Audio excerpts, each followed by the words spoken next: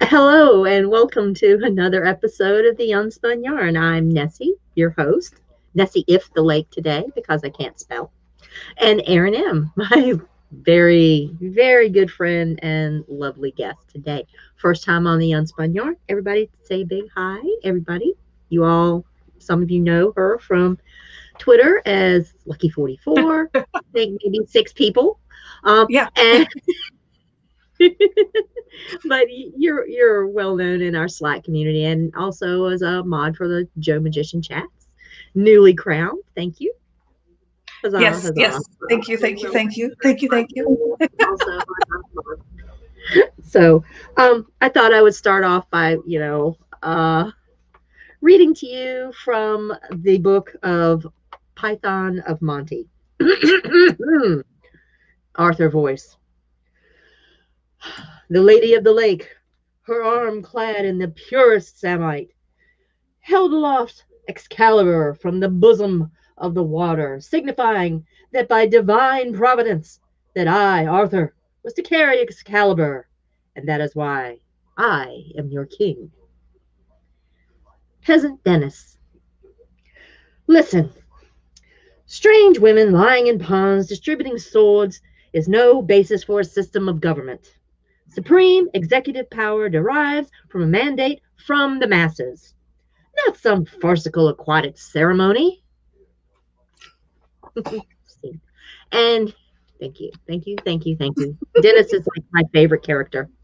But he does pose a very, very interesting question as to why you having some fancy sword gives you the right to rule over a people.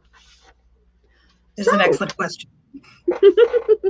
and that being said, Arthur, in all of the stories and the tales, derives his kingship from the fact that he was one able to pull this magical appearing sword from, in some legends, I think originally it was an anvil, and others it's a stone, but it is some object that says he who is able to pull forth, he, by the way, only he who is able to pull forth the stone is rightwise born King of England, or King of the Britons. Who are the Britons? We are. So yes, he was born. He had the right birth to be the king, meaning he is, the heir to the throne because of who he was, not for any special right. Otherwise, he wasn't like the best fighter. He wasn't like this great diplomat. He was just some kid with the right set of genes to pull this sword, this magic twanger out of a rock. There's your qualifications. Magic twanger. I see magic your reference. Yeah. I see your Song of Ice and Fire reference there. So yeah. And it's noted that it wasn't specifically named that sword was Excalibur. It was just a magic sword. Later, it was like the two were conflated, but originally, Excalibur, this magic sword of kingship, was distributed by the Lady of the Lake. And you have to think about it. Okay, when I was a kid, I listened to this and I read this story and I thought, why is she living in a lake, Mom? Great question. Pretty damp. What's up with this? It's like, is she a mermaid? Does she blow bubbles? Is there a city down there? Is the water very shallow and she's just shy? I don't know. Yeah, it's a great question. What you doing in there, buddy? So yeah, by the lake. So yeah. Yeah. Right. No, it's interesting though, because like you sort of started in with Excalibur and like how it was originally sort of a magical sword, and I think that that's one of the really interesting things about when like we're looking at Lady Lake, when we're looking at Arthurian legend in general, is like a lot of it we don't really know what came first and what came later and what was because it's just they don't have very good records a lot of times of the earlier stuff, and then there's like we know that like Mallory wrote later than the Vulgate editions and stuff, but like a lot of it is kind of like, so what was the original interpretation here? And there's just not really a way to know what was the original What came first? It's like the original story. What came first, the chicken or the egg? Right. Was it the lady, the lake, or the stone and the sword? And right. Yeah, so it kind of ties into this theme that is, prevalent all across the Isles about this great hero who receives this magical or very special sword from either a great warrior or this fairy woman or a goddess, some magical being. Mm-hmm. And that by that they are given, they are seen to have, the blessing of, the people, or the blessing of the powers that be. So it's kind of feeds into that divine right of king. It's the divine elements of the story that portray, the mandate to rule. Mm-hmm. So, and if I've fact check me if you wish, but I even think I that do not wish, no, so. I mean, somebody in this chat's going to fact check me. It may just be a myth. It might just be an urban legend that even all the kings and queens of England have held the throne in Arthur's name ever since. So the divine right of the British monarchy rests its feet on this story. As farcical as the Lady of the Lake, basically. So yeah, on the Lady of the Lake. Yeah, they're dipping their feet right there in the lake. Mm-hmm. So yeah, absolutely. So you're welcome, Prince William, the Lady of the Lake says. So yeah, right. And like even like a few, maybe 10, 15 years ago, there was even like this urban legend again resurfacing about the House of Spencer having some ties to King Arthur bloodline. And I'm like, what is it about this story that they just keep trotting it out every couple of generations to say, hey, remember us? We're legitimate, even though we came from Germany. We're legitimate. We're your legitimate rulers. So yeah, it's definitely like, it always makes me think too that they keep sort of trotting this one thing out. It makes me think of how like Tolkien started writing like the Silmarillion, like he thought that Britain didn't have its own mythology, like it's like right. This is what they've got basically. Like this is their mythology. It's like their own mythology is this one thing, like there's Ireland and Scotland and sort of the Britons and stuff have different myths, but like this is the big one for them, and so they keep trying to be like, this is us. Remember this? Is us. Remember this is us. This is us. This is where Britain was born. This story right here. This was our origin story. And you have to think about these were a conquered people. The people had been conquered by Rome. All of their their culture, their way of life, for hundreds of years was completely subsumed or assimilated and bent toward being under the boot heel of Rome, as they do, and Rome was generally very lenient when it was conquering certain areas, most areas, if the religion or the religious practices of the people, they didn't find them too terribly offensive, or they could what's the word, syncretize them into their religious beliefs, because you'll have things like the goddess, Minerva, added to a lot of the British goddess names, or Hermes, or what have you. They would kind of combine the two. But these were just the gods. But it's when you come to like religious hierarchy that they may have had issues with, much like they had issues with, say, the temple of Israel, the priesthood of Israel, and how they would be like a pseudo government for the Jewish people. The religious people, the religious powers of Great Britain, or Britain, Ireland, Scotland, what have you, were like the unifying factor for the people. So it was in, yeah, Minermes. Thank you very much, Micah. So, when Rome decided to take over and conquer this unconquerable place, they just pretty much rolled over the religious people. They kept the political situation fairly similar by having client kings Mhm. that were subservient to them, which would help in administration of this horribly rebellious people. These people who would just not be conquered, They basically. They just wouldn't just be would quiet and not. be conquered. Yeah. No, no, they after about, what, 300 years, they just like, okay, well, you're gone, we're still here. We'll keep some of the good stuff you left behind. Thanks for the roads. Appreciate the fine buildings. The trade routes are great. Thank you for bringing Yeah. trade and things like that to our island. And but you can go now. Thank you very much. Yeah. And things kind of went back to how it was before. They still had all the client kings, the petty kings, chieftains, or what have you, which had Mhm.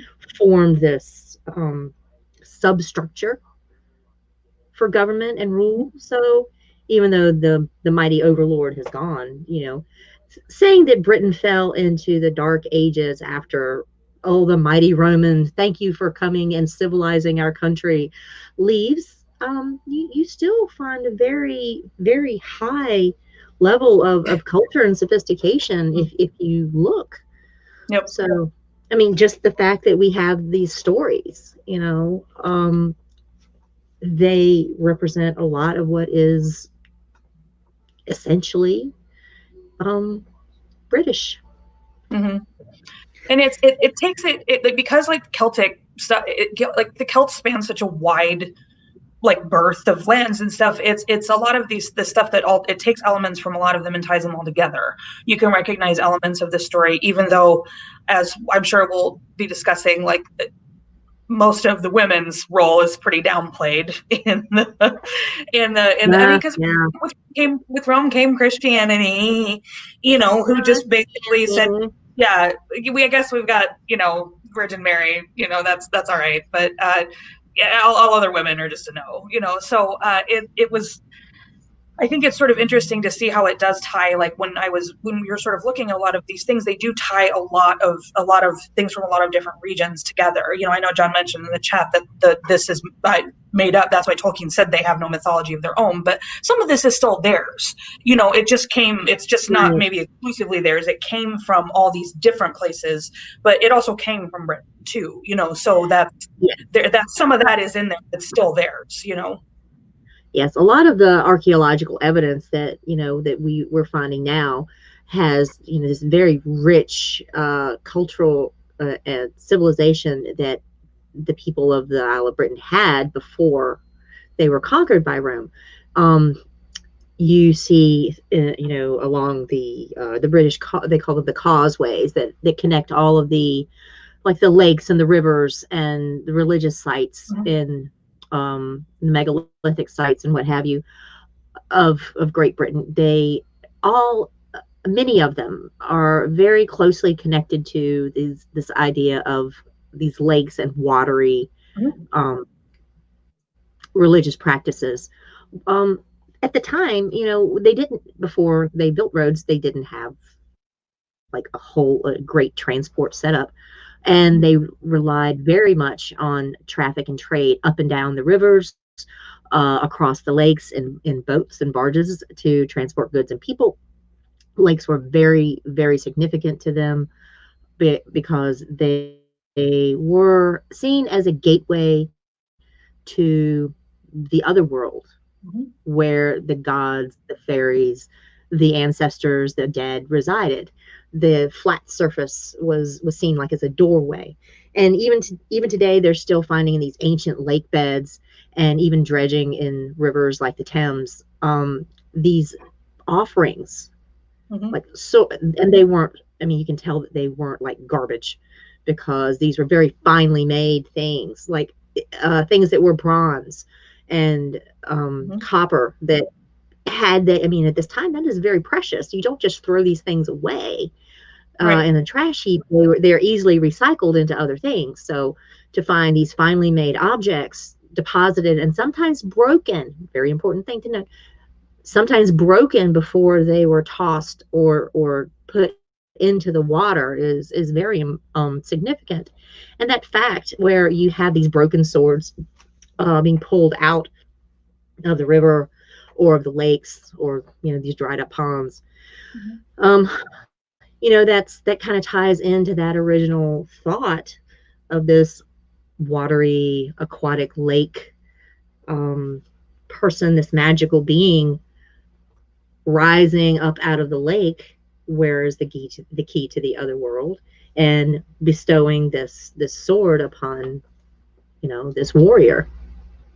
So it all ties in. Yeah, I was gonna say in the Celtic myths too, it's almost always women who are sort of under the lake, and there's a lot of different ways to sort of tie that into. There are a couple of the old Irish epic tales. There's it's called Tirnaman, I think, which is like the land of women, and so they just go under there, and it's this whole land of beautiful women where every man is presented with a consort, and but the it's all women who rule there, and there's Celtic is a lot about duality and stuff, and so the ladies under the lake are supposed to be like Manon and Maclear. I've heard Maclear, I've heard McLeish, I'm not sure which is right there, but she's the sort of as above so below, but it's flipped, so it's like a man who rules the seas above, and then she in the other world underneath, she rules below. So they're not, one isn't greater than the other, they're sort of dualities. They're not, one isn't subjugated to the other, it's just a sort of different duality. So right, and that same theme is carried on through a lot of the other myths in the fairy legends of what's known as the hidden queen and the revealed king, where there is this male figurehead that is the hero of the story, or the prince or the king, and through this chance meeting in the forest, he meets this fairy woman, and he falls in love with her, as she is the key to the kingdom, or the key to the sovereignty, and they wed, or they get together, and they're married in brown chicken, in brown the biblical cow. way. Correct. And that is seen as a unification between the politics and the sacred, where the king weds the land, so to speak. So he's he's spiritually tied to the land, and he is unable to speak about this. It's kind of like a geese that's put on him, where he cannot mention this woman or this queen, this fairy queen, what have you. And should he ever do that, the geese is broken and he loses his honor. So, and with it, his sovereignty. So sovereignty is very, very, this idea tied with the woman is the land, the female is the land, the male is the perceived, the kingship. Even so far as all of our Fisher King legends with the sovereignty and the health of the land is tied in with the health of the sovereign and his ability to procreate. Yep. Brown chicken, brown cow again. Yes, indeed. Yes, indeed. But yeah, because Celtic legends are too sort of riddled with warrior women as well. So it's not only the more I made you guys.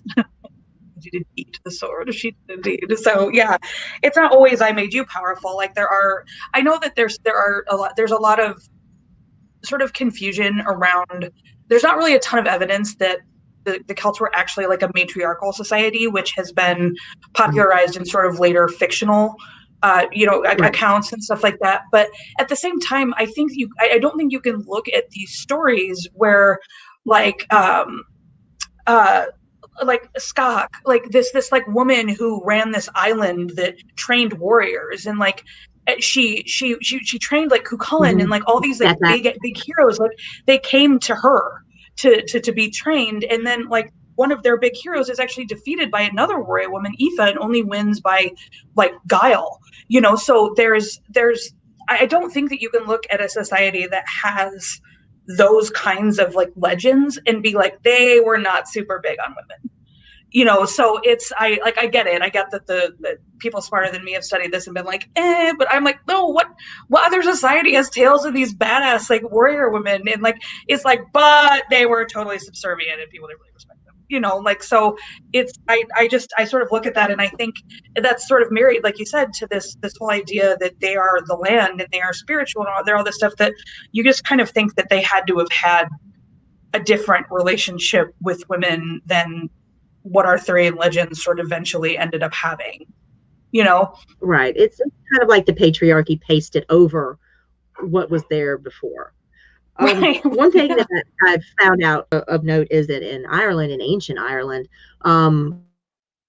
it was maybe a bit more egalitarian because women were had their own honor price, and it was based on, especially if they were, say, craftsmen, or they were wealthy in their own right. They had their own honor price that was completely separate from that which was their that may have been their husband or their father. Say a woman was a particularly fine weaver and wove this wonderful cloth, and this is us lower class people, the regular people in the regular people of Ireland, and she would have her own separate honor price because she had this wonderful skill and she was able to make deals or make arrangements in her own name.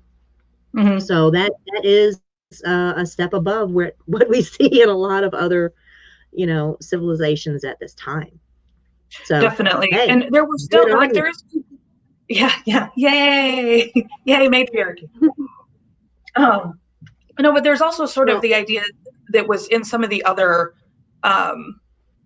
in sort of the, I know I can't remember exactly which one I read that it was, but there is also like records of inheritance being matrilineal, but only the men. So it's like basically it's your sister's son who becomes the king's sister's son is the one who becomes the heir, because you can definitely know whose kid it is if the woman bears it, versus if it's a man, you don't know who else could have fathered this child, so that way it's kind of still a way of like enforcing the patriarchy that you have to make sure that it's that blood, but that did confer some status on the sort of his sisters and stuff, who would eventually be the mothers of his heirs. So, right, and this was like the clan system that we would see in Scotland. It's the same type of thing where it's the sister and the sister's children that are close kin, and of course, they prefer to marry within sometimes than keep it all in the family, keep the lands and the holdings Targaryen all within cousins and third cousins and whatever, kissing cousins, whatever type of cousins you have. All kinds. All kinds, cousins of all kinds, kissing cousins. Oh yeah, one of the things that I wanted to bring up, yes, there were lake fairies that were worshipped in Wales. This was a very particular thing to Wales, where a lot of the Arthurian legend, what we have, were scraps and fragments from the. Thank you, Wales, for saving these tales, because you are sturdy, stocky, very tenacious people who are like F you to Rome and great sack very, very the last holdouts. Yeah. I like those places too. It's like the Gorgith Anun, I think, is who's like the sort of lake women who is like essentially the guy. Of course, he came and found her and wanted to marry her. Of course, I know if I ever wandered by a strange man by a lake, the first thought would be like, that's my guy. But like she set the condition that he could marry her. Like he had to do some. Tell her apart from her twin sister or something, according to her father. But if he hit her 3 times in an uncalled for manner, that she got to leave him, and so I was kind of like, yeah, that's right, lake fairies, you you stand up You for know what's yourself up. there. So yeah. Yeah. It's the three strikes rule, man. You're done. Right. Yeah. So and it's like, and he eventually did because he was mad about something random, of course, because dudes. Of course. But that made me laugh because like in these older tales, like especially like the sort of like Irish, the epics and stuff like that, women are they're not ever really the champions, but like they do seem to have a ton of their own agency, and they don't allow themselves to be shit on or or used in this sort of manner. And it's really fun to read stuff from this time that sort of is like, yeah, this lady was like, yeah, all right, I'll give you 3 times when you hit me like uncalled for, but the third time I'm out. So I like to see this sort of bit of like self-righteous realization here from these ladies that it's like, yeah, I'm not going to stay here if you treat me poorly, so I Right. thought that was really fun. So yeah. Yeah, she's like, man, I'm gonna take my cows and go home. Yeah. Yeah, I made you rich with all because these cows. Never mind now. So yeah. these cattle, all these cows back here, yeah, these are mine, and they belong to my family, and I'm Okay. going back to, Yep. you know, I'm going back in that lake, and I'm taking the cows with me. So yeah. going back in the lake. We got some beautiful lake property. Yep, So, exactly. So no, I like that very much. So, and I mean, again, with all the different, like, there's tons of different water deities, and they are largely women, around like, Rusalka from the Czech Republic, and like Melusine in France, and all this kind of stuff. There's tons and tons of like women water deities who all seem to definitely have some power. Unfortunately, very few of them are like good. So they're all kind of. I know that the Rushaka used to be like good, and then they were bad. Now it's like Jenny Green Teeth and stuff that you get, the closer you get, then they grab you and they drag you under and they do all this stuff. But it's funny because, like you said, it's I'm sure that like water is very important, but they do the sort of myths seem to choose women a lot to represent the sort of more dangerous side of water, that it can, it nurtures and it's necessary, but also it can kill you. And women are often sort of these deities who are ready to drag you into the freaking lake. So it's sort of an interesting dualism there too, to sort of see like this is like nurturing, but also we gonna drag your ass into the lake if you get too close. So right. And I mean, some of these practices have even survived to this day. Where, I mean, who has not gone to a park in the city or wherever and thrown a penny in the fountain? You're, a wishing well. mm-hmm. That is the carryover from this long tradition of offering sacrifice to these sacred lakes and wells. Mm-hmm. Sorry, I'm taking off my sweatshirt here.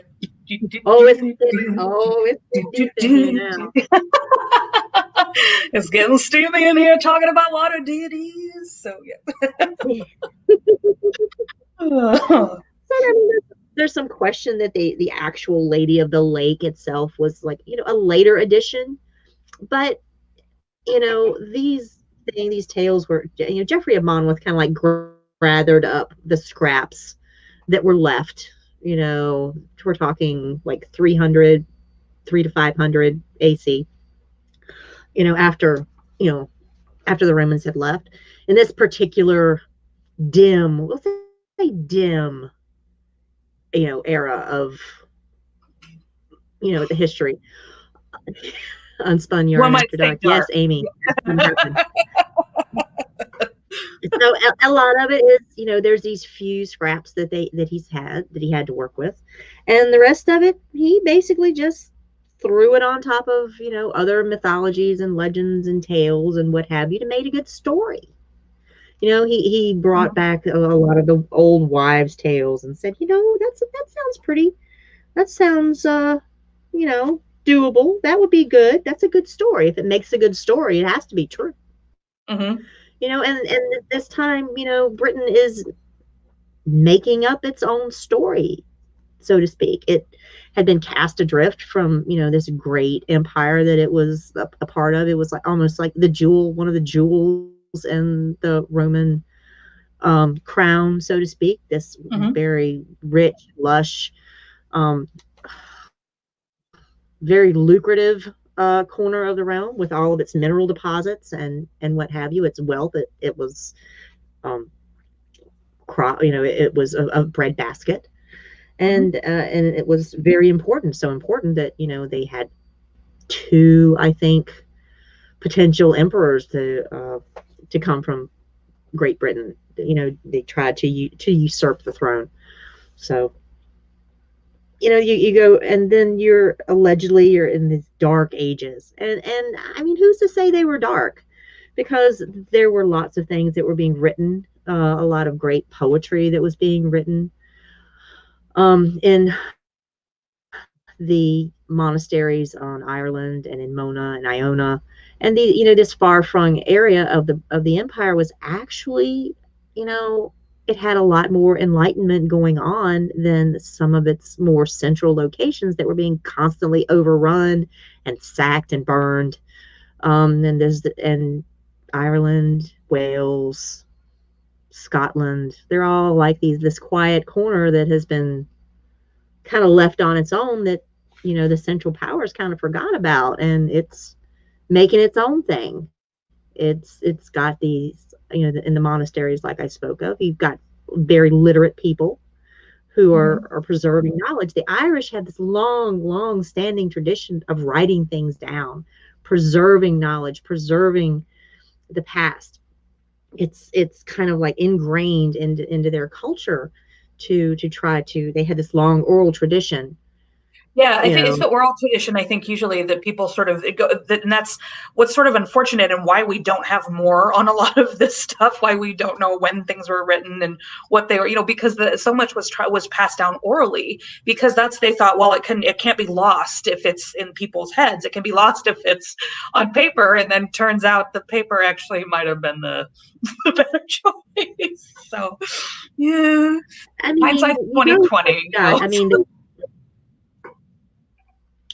there are some very beautiful inscriptions that were placed on like grave markers or what have you, that were Mm-hmm. um, in this metered verse.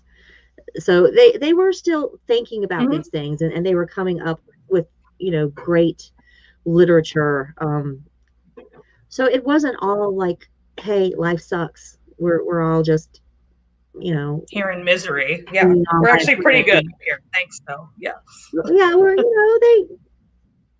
I mean, considering, you know, Yeah. and so a lot of the a lot of the old knowledge was saved in these monasteries that were burned in places like Rome or Geneva or what have you. So, thank them, we have a little bit, a tiny bit that we can thank some not so bad monk type people for doing. Yeah. Thanks for that. Yeah. Mm-hmm. Appreciate you. Thank you for saving algebra for us. Geometry was nice. Yeah. Some of the older, yeah, Yeah. little Ptolemy, yeah, some of that. Thank you for saving that. So, And there, all but that that stuff is too. it. Yeah, it's like, yeah, you saved it, even if you kind of ruined a lot of it.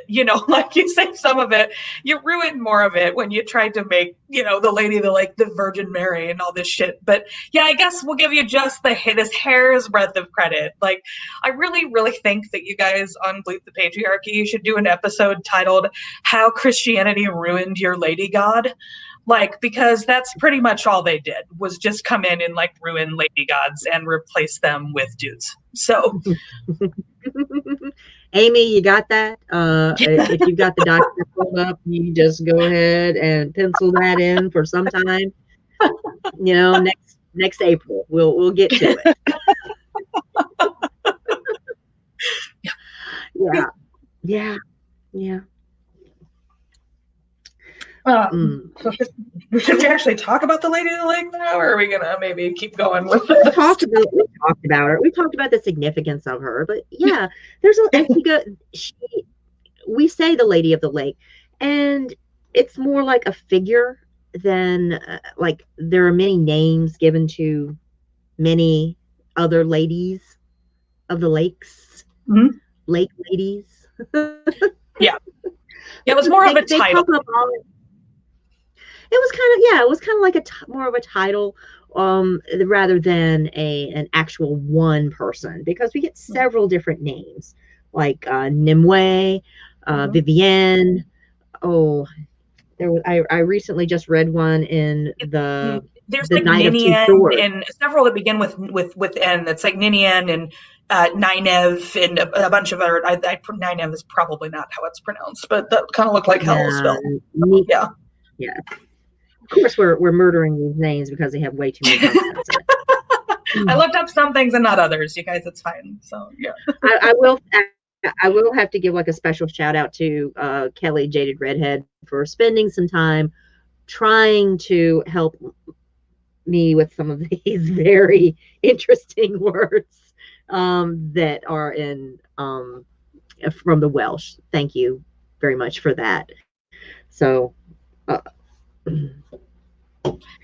anyway, and it's not just Arthur is in all of his stories are just surrounded by these women. I mean, Mm-hmm. we do see he's got his bros, his buds, it's rife with toxic masculinity. But we do see these semi independent women who have agency that are in like in his immediate semi family group. Women like Morgan, Morgause, Migraine. and Igraine. They all have somewhat of autonomy. They're able to wield, they have power in their own right without having to so much depend on another, but they act. And a lot of times they're acting through their sons. Mm-hmm. They have agency on their own, but they wield this agency like through their sons. So you have this semi like matrilineal power going on there because the bros that are surrounding Arthur are like his half sisters' sons, as we Mm-hmm. were talking earlier about how the clan system works. So Mm-hmm. these are the people that are his closest ties are to these nephews, so to speak. So his sisters have wielded a lot of particular influence Mm-hmm. in his not his companions and in the tales themselves, because they kind of set a lot of things in motion. Mm-hmm. Yes, definitely, and it changes with the telling too. I will have to do a whole nother cast on Morgan Le Fay. Like she's this whole other kettle of fish that is treated pretty badly by all of the accounts. It's not necessarily the same for the Lady of the Lake, who, again, as we mentioned, is sort of a title and not necessarily one single person. But she sort of goes back and forth between being like Right. a benevolent figure and a figure of terror and an impotent figure to a really dynamic one that sets events in motion and things like that. From being an equal of Merlin's to being a subordinate of Merlin's and all that stuff. She sort of goes back To, and forth to a lot of. besting Merlin. Yeah, exactly. That's there's we've Yeah. talked about how much We're gonna talk about yeah, your favorite yes, we are. We definitely are. So it's um but it's interesting to see sort of, and I don't know if you can completely blame Christianity for it, but definitely the sort of post Vulgate version is where she's treated the worst until we get to Tennyson, which you guys, I'm gonna really just go all off on Tennyson later. I know we all love the Charger Light Brigade, but his Arthurian shit is fucking horrible. So but the post Vulgate version is the one that they really tried to like downplay the secular love, like sorry, they tried to de-emphasize the secular love in that, and that's where she sort of goes from being a damsel in distress, and that's one of the versions where she's beheaded and stuff, and so it's like the more sort of Christian the influence becomes, sort of the worse the Lady of the Lake is treated. So it's not all that. There are just different versions of how you would want this sort of woman who threw a sword out of a lake to influence events, but it's definitely she definitely really really runs the gamut of sort of from the antagonist to the protagonist, good to bad, like I said, powerful to subservient, and everything in between. So Right. I mean, she's every face of womanhood. mm-hmm. In some instances, she's seen as like she's claimed to be the mother of Lancelot. Arthur's biggest Mm-hmm. bro and somewhat Bane. So yeah, and sometimes the biological mother, sometimes the adoptive mother. Like that's it's sort of that also changes. So depending on whether you have her as a sort of wicked sorceress or this sort of earthy priestess who definitely fucked. Mm-hmm. So it all kind of goes. That also goes back and forth. So yeah, to priestesses who fuck. So the priestesses who fuck. Thank you.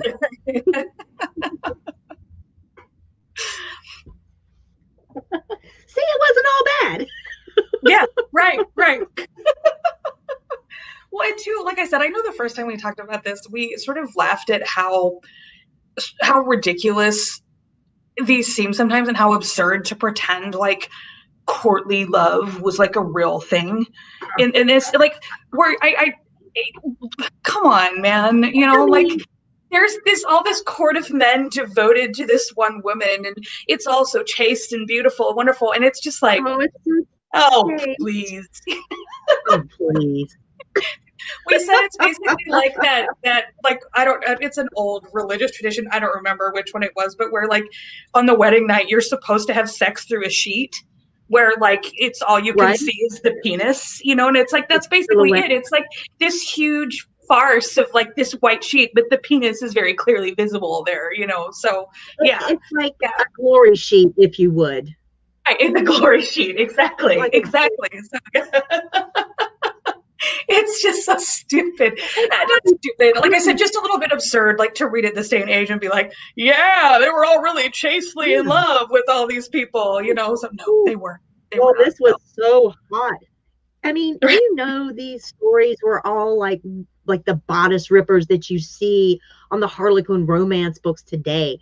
These courtly love tales were what passed for like hot, steamy romance novels back in the day, Totally. It's so sexy. No one has sex in it. It's wonderful. So it's so refreshing not to hear about all the sex that they're not having. Yeah, for sure. So, and I know that it was like a mask for this other. Yeah, I get it. It's really funny how they kept trying to sort of de-emphasize the regular love and go with like the godly love and the old Lancelot loved his lady, but they never touched her. Like it's just kind of like, yeah, they probably did. So yeah. And it's always like this long, drawn out type affair. This gaze, this woman, this married woman is seen as this unattainable, like pixie dream girl kind of thing. And it's not until like one of them gives in to their baser desires that the whole thing comes crashing down. Eventually, after all of this semi-sexual tension, they finally give in and everybody dies from there. Everything is ruined. That's where these really, really fail for me when compared to like modern romance, which is a lot about buildup, and the sexual tension and all this stuff. But then eventually they have sex, and it's good and everything's wonderful. And that's what modern romance, I mean, not, you know what I mean? There's always problems after, but then the problems are solved and everything's great. It's like, Arthurian Legend is like the world's biggest case of blue balls, and then once you finally get to the one part of it where like they get to have sex, then everything goes horribly wrong. It's like there's no satisfaction. Yeah, like, why? Ends up getting burned at the stake. Right? Somebody ends up getting burned at the stake. You shouldn't have to get burned at the stake for getting some. I mean, no, you should not. That is the opposite of sexy. So, I mean, I guess your kink. Yeah, well, I'm not gonna shame anybody's kink here, but that getting burned at the stake is not sexy for me. So, Yeah. I'm sure there is a whole genre of people out there. Oh yeah, Jolie, thank you so much for this. That's our girl Jolie. Yeah. Guys, Yep. Pretty much. we appreciate this. Yep. Yeah. Pretty much. So yeah. I'm not going to kink shame anybody, but yeah, being tied up might be nice. Being tied up and burnt alive, not quite Not my cup of tea. great. Not really gonna go ahead with that one. So yeah. Yeah, it is. It's just you read this stuff and it's I don't know, it's sort of interesting, like you said, to sort of think about like that this was what passed for romance, but at the same time I'm like, is it? Like was anyone really like getting all bothered in their britches about this shit? Like cuz it just doesn't it doesn't work for me several centuries later, you guys. So I'm just saying. Well, I guess if your other forms of like literature are things like religious stories, eh, I guess. I mean, eh, you got to start somewhere, right? Well, there's some So, prostitution in the Bible, I guess, but yeah, of course, a people are little, punished for that too, but so that's yay, yeah, yeah. Christianity. Yay, Christianity drink. That's an entirely different drinking game, but the rules Yeah, are Stephen similar. was like, I'm sorry, I can't do this one. And it's true. We are going to drink a lot about fuck Christianity. So, yeah. Um, but yeah, so, Yes, Stephen. Yes. Most yeah, of us that's true. exist because our parents were horned up. Yep. This is true. We're Whether Sasso. we It's Orange and 2020. So, our grandparents. yeah. Grandma was horny. Yeah. Yeah, she boned. Yeah. Think about that one. Yeah. Yeah, and Amy said, like it's most people. Amy said not asexual people, but most people have sex. Like kind of how it goes. Yes, yeah, yep, yep. Catholic Church. I'm just saying, this all The sucked. Catholic Everything was Church. fun until they got there, and now it sucks. So yeah. Um, oh yeah, Yeah. she's recommending another podcast as well as so. Um, Yeah, thanks. but yeah. So anyway, Yeah, so no, Grandma it's wanted to get to.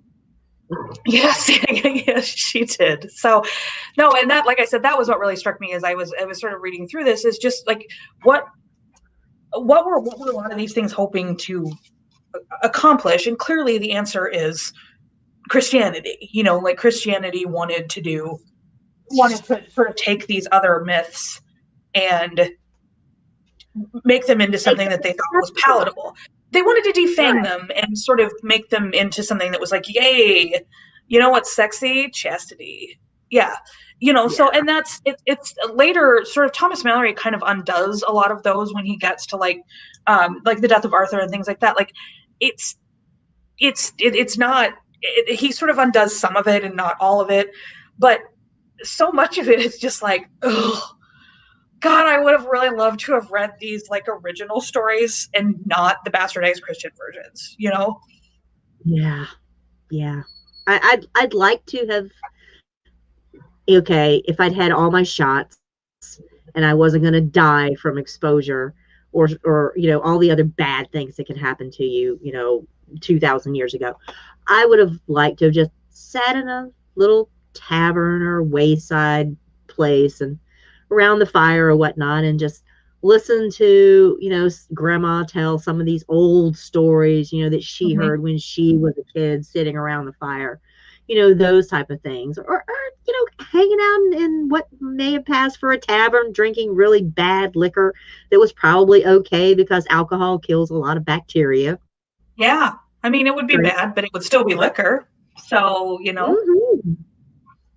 At the end of the I'm day, going to it's say still how liquor. bad can liquor be, but it can be pretty bad sometimes. So, It yeah. can be pretty bad, but it was safer than the water. Let's just be honest about that. That's true at that point, for sure. So, yeah. For sure. Yeah. Take a bath in alcohol, people. It's great. Yeah. Don't drink the water. The beer is Yeah. much safer. So, Yeah. or, Whoever would have passed for, whoever old Nan was at the time, click, click, oh, click with your yeah. little needles, sitting around telling stories to the kids. Those are the stories that I want to hear. The oral tradition, what has been passed down, from generation to generation. And a lot of those tales were even local. They were very local just to the area, because they would Yeah. have their own little holy well or their own holy site or some local hero or some event in the past that they just embellished, maybe, or Mhm. what is this about just passed down. And those would be the best. But we have what we have. Yes. um And you're and right, we're lucky to have anything. So that's, and I do really, sorry, as much as I'm shitting on it right now, I do really like Arthurian legend. I do. I think it's kind of fun and interesting, and it does at least have women in it. Unlike a lot of stories from the sort of Christian perspective, there are women in it, and they're interesting. The Lady of the Lake is interesting in most versions. Again, in some she's more passive, and it's kind of only the lady who gives Arthur the sword. In other versions she's, but like Morgan is always always very interesting. Igraine and Morgause, Morgan they're is different always kind of fun. depending on the version. But yeah, so at least there's women in it, which is good. So that's a pretty good thumbs up for that at least. So that's a small Right, win because for the trilogy. So it's better than a lot of, say, Roman stories or what have you, where it's the women don't even have character, mm-hmm. very, or they're just very stilted versions, and patriarchy is just stamped all over it, and they're horrible human beings, and all their, oh, wait a Yeah, second, all they're interested in is having sex with their brothers or something. So, yeah, oh, still wait, a lot of incest up in carried there, over. but yeah. So yeah, um, but yeah, there's anyway, so yeah, I mean, did you want to do a mid roll, or did we want to just go into different versions that we liked of the Old Lady of the Oh, Lake?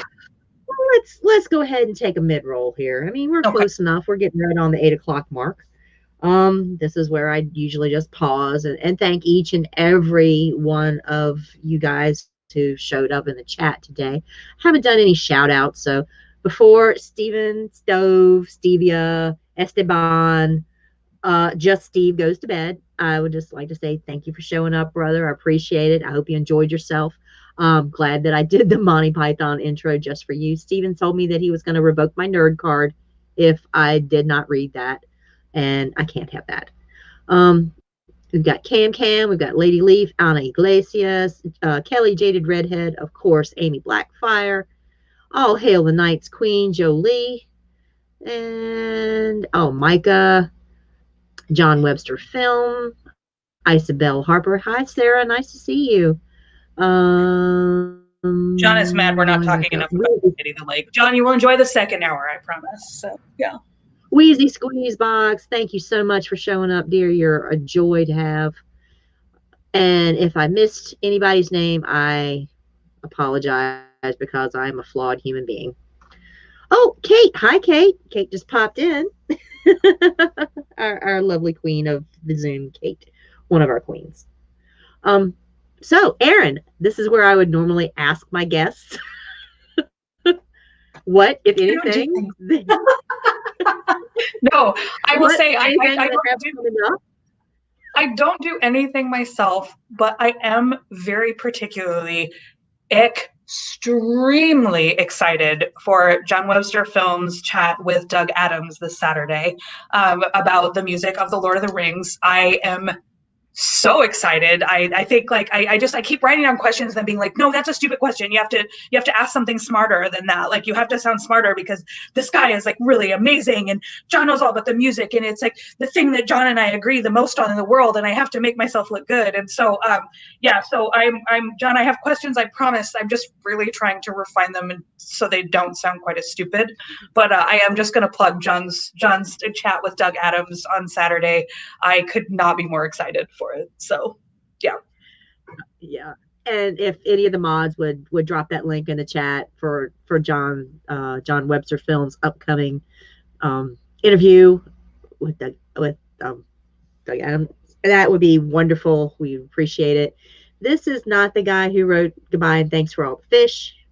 Uh, no, no, contrary to, popular, contrary, it's not that guy. Thank you, John. I appreciate you doing that. Gonna plug your interview. Yeah, we're all very proud and very excited for John. So John Webster Film, y'all. It's taken off. I'm very, very proud of my little brother. He's doing good stuff over there. I And would be you, proud of him if he weren't my worst enemy, but instead I must grudgingly admire him only. So enemy, frenemy, potato, tomato, kind of the same thing. Yeah. So yeah, so John's gonna get to interview this guy all by himself, and Erin will not get in the way and ask 6,000 questions before yep, John gets a chance to speak to him. So yep. I'm just gonna unlike I'm just gonna sit in the chat and ask this that 6,000 questions where John can ignore me at his leisure. So yeah. yeah. Oh, and Amy just dropped in a link to this great stream that they did on Saturday for the Nightmare Before Christmas. Check it out.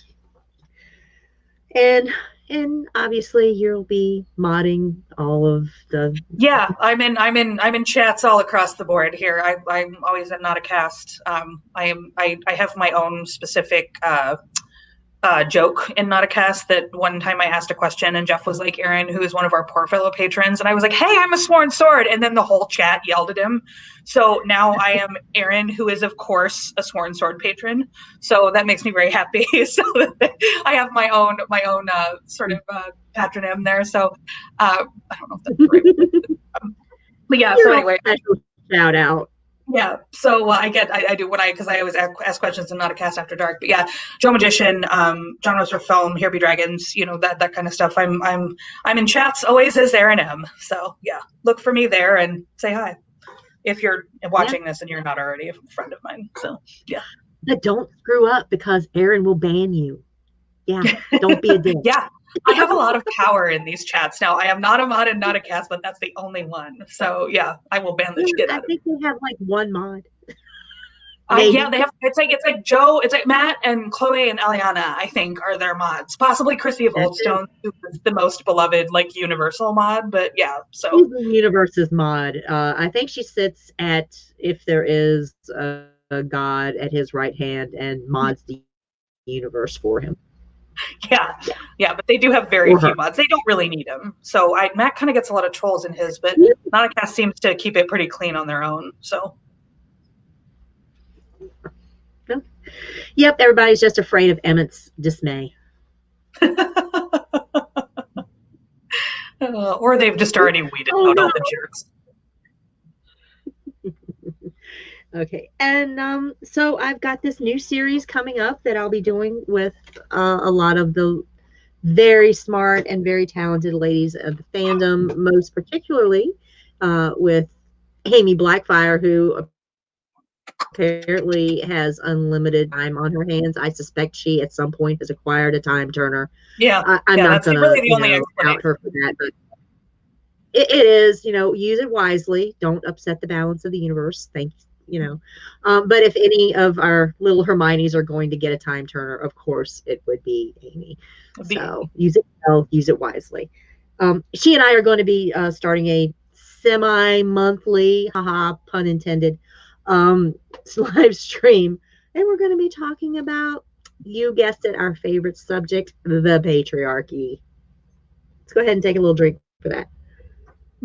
The series is called Bleep the Patriarchy because bleep that, and we're going to be talking about lots of issues. The first episode is going to be a celebration of women's suffrage and our new Vice President-elect, Kamala Harris, and we are going to have a wonderful stream on celebration of that. We're going to talk about our 100 years of suffrage in the United States, and pay tribute to all of the wonderful women who have gone before us and give our thanks for that. And hey, we still have a ways to go, but we're going to take this moment and reflect and be thankful.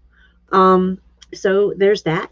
It's going to be kind of a semi-monthly thing, much better than Maester Monthly, who's not monthly at all. Pseudo, it's not pseudo monthly, you mean? It's not even pseudo monthly anymore at this point. I'm not even sure what it is anymore. Oh my God. It's like twice a year at this point. So. I think they only had one episode this year. Yeah, I think so. And again, it was 2020 and it just has sucked Well, It's and I just a did have donkey two, balls like all something year. went wrong with the editing of one of them or something. But yeah, so anyway, more Maester monthly. That's all I'm Yeah, saying. one day But you'll have to yeah, get. yeah, you guys are not going to be pseudo monthly. You're going to be bi-monthly. So We're going to be kind of monthly. there you go. Yes, Maester Well, occasionally indeed, Amy. So yeah. yeah, we have some things that are planned coming up. The first episode is going to be on our new Veep, and of course the title is Veep the Patriarchy because I could not resist. Oh, it's so great. I love it. I could not resist Veep the Patriarchy.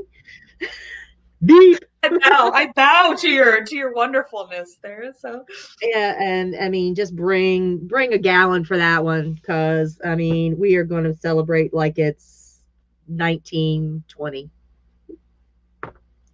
when we got I'll our buy some suffrage. champs for that one, I think. So yeah. Second episode is going to be about transphobia and turfism. We're hoping to get Lo the links on for that. I think she has confirmed, but I'm not 100%. After that, we've got our lovely, lovely friend of the channel, Kelly Jaded Redhead. We're going to hopefully have her on because we're going to talk about why ships are named as women and other nautical bullshit like that. That's the title. It's a working title, but I like it. Yeah, I like the working title though. Yeah, I like the working title. Yeah, and inspired by a discussion in the Here Be Dragons Slack today.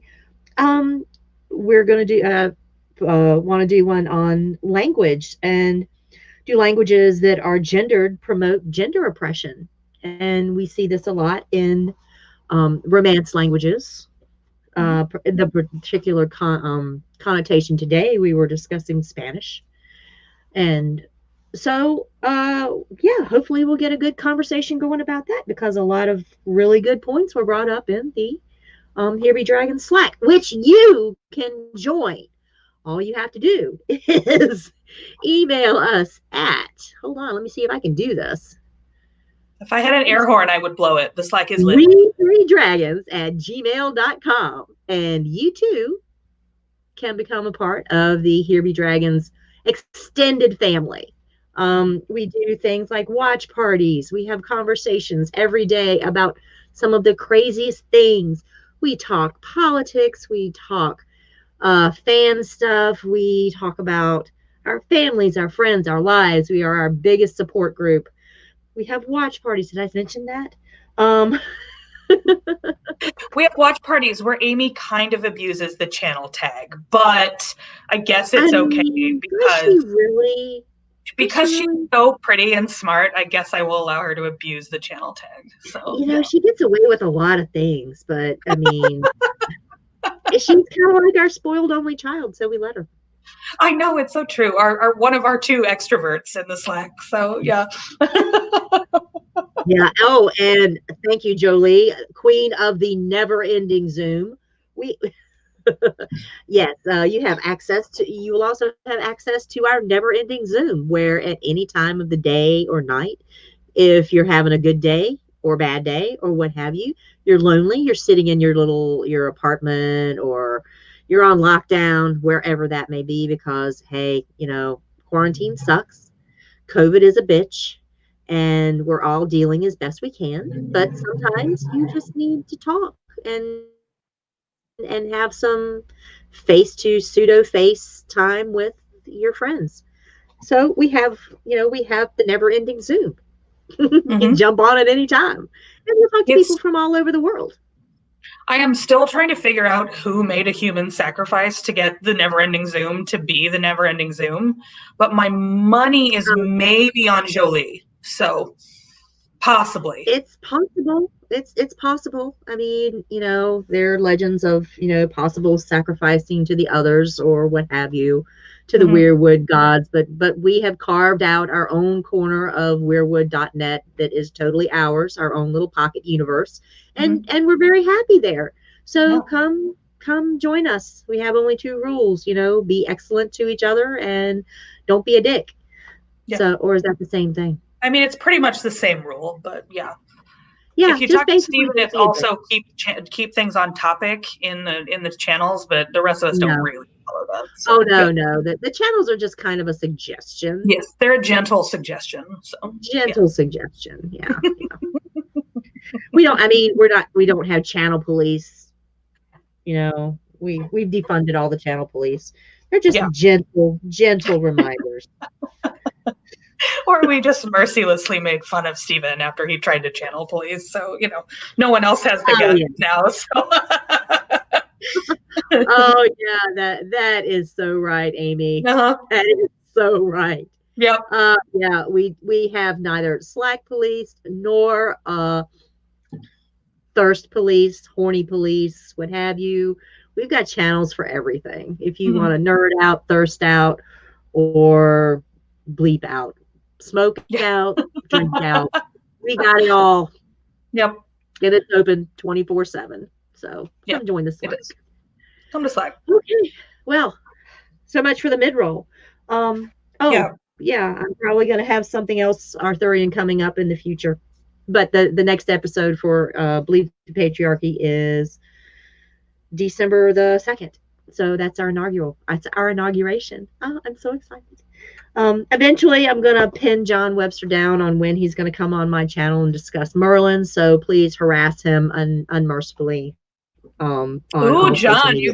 you get the counterpart to mine. How apt. Of course he That's does. so Of fitting. course. I mean, Erin, how could I not? Oh, I love it. It's so beautiful. It's so beautiful in its symmetry. It's gonna make me weep. So oh, that's great. Oh, I guess we were talking about the Lady of the Lake. Yeah, yep, yep. So So, yeah, go ahead.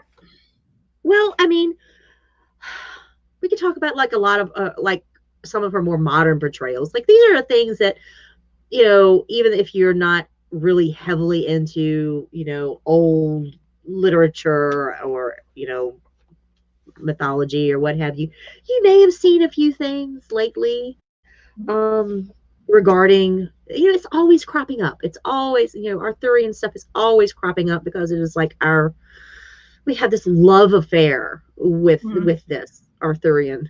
When I don't know when Amy, you're just gonna have to browbeat John into a date for that. Yeah. Poor John. So Sorry, John. sorry, John. Yeah. You've got television shows like most recently Netflix dropped a series called Cursed, which was all about the Lady of the Lake. Surprisingly, I mean, this was kind of a surprise because, Arthur and the Knights of the Round Table, what have you, Arthur has been like done and done and done over and over and over. Occasionally, you'll get the stray Merlin in there, like the British TV series of the same name, Merlin. I liked that one. I think. I think did. it was I the like British that one one as that I well. liked. Yeah. Yeah, we've recently had like a mini series of a controversial now series of from the Mist of Avalon. They did a mini series maybe 10 years ago with Angelica Houston. I mean, I had to watch it just for Angelica Houston. Yeah. Y'all. I mean, Yeah. talk about being a little thirsty. But yeah, I tried to find that one, but if anyone in the chat or anyone watching this knows where that is streaming anywhere, please let me know. I couldn't find it. I would have paid for it even on some platforms, but I couldn't even find anywhere where I could pay for it. So I actually would really like to watch that. So I'm reading the book, John, too. I'm actually in the middle of the book. So I was sort of hoping you're reading? There's absolutely no way I was going to get through that monster of a book before this stream. So I was like, maybe if I watch the show, I can sort of get the gist of the plot, and then I'll go back to the book for the actual like important stuff, But yeah, but I couldn't find it. So, oh, Erin, I'm so excited that you are reading The Mists of Avalon. Mm-hmm. You just don't know how incredibly happy this makes me.